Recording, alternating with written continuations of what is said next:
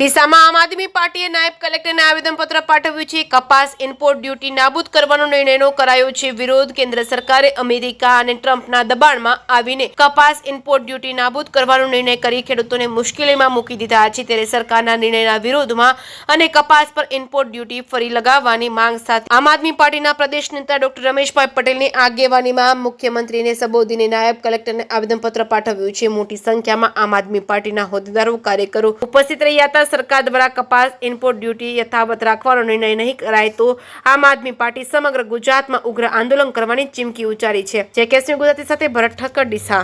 जय जवान जय किसान जय युवान।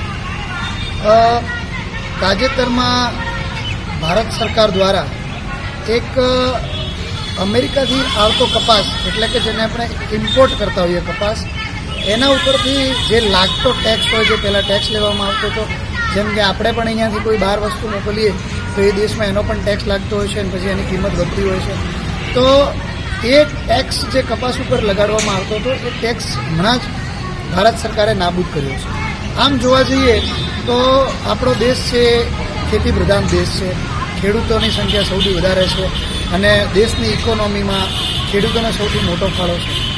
હવે પણ આજની જ્યારથી ભારતીય જનતા પાર્ટીની સરકાર છે છેલ્લા 10-12 વર્ષથી, ત્યારથી આમ જોવા જઈએ તો ખેતી પ્રધાનમાંથી ઉદ્યોગપતિ પ્રધાન દેશ થઈ ગયો છે।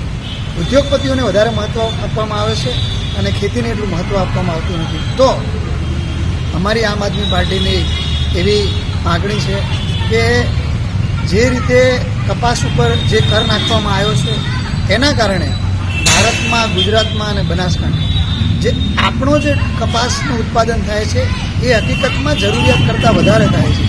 તો જો આપણો કપાસ છે જે ભારત દેશમાં બનતો કપાસ, ભારત દેશમાં ઉગતો કપાસ છે, એનું પ્રોડક્શન, એનું ઉત્પાદન જો જરૂરિયાત કરતાં વધારે હોય અને તમે બહારથી કપાસ જે આવવાનો છે એમાં પણ ટેક્સ નાબૂદ કરી દો, એનો મતલબ કે સસ્તો મળે, તો આપણા જે ખેડૂતો છે, ભારત દેશના ખેડૂતો, ગુજરાતના ખેડૂતો અને બનાસકાંઠા ખેડૂતો, એમને જે કપાસ છે એ પાણીના ભાવે વેચવો પડશે।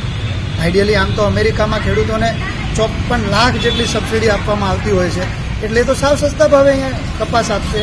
તો અમારી આમ આદમી પાર્ટીની સાથી અમારા વિજયભાઈ, સુભાષભાઈ, રાણાભાઈ અને બીજા અમારા આમ આદમી પાર્ટીના યુવાન મિત્રો અમે સાથે મળીને આજે એક આવેદનપત્ર આપ્યું છે કે જે કપાસ ઉપર ટેક્સ પહેલાં લગાડવામાં આવતો હતો, જે ઇમ્પોર્ટ આપણે કરતા હતા એમાં જે ટેક્સ લગાડવામાં આવતો હતો એ ટેક્સ પાછો લગાડવામાં આવે અને આપણા દેશનો જે કપાસનું ઉત્પાદન છે એને પહેલું પ્રાધાન્ય આપવામાં આવે એવી લાગણી છે અને અમે આવેદનપત્ર આપ્યું છે। અને જો આમ નહીં કરવામાં આવે તો એક આમ આદમી પાર્ટી રાષ્ટ્રીય પાર્ટી તરીકે આવનારા સમયમાં આ જે નિયમ બનાવ્યો છે એનો મજબૂતાઈથી વિરોધ કરશે। જય હિન્દ, ભારત માતા કી જય।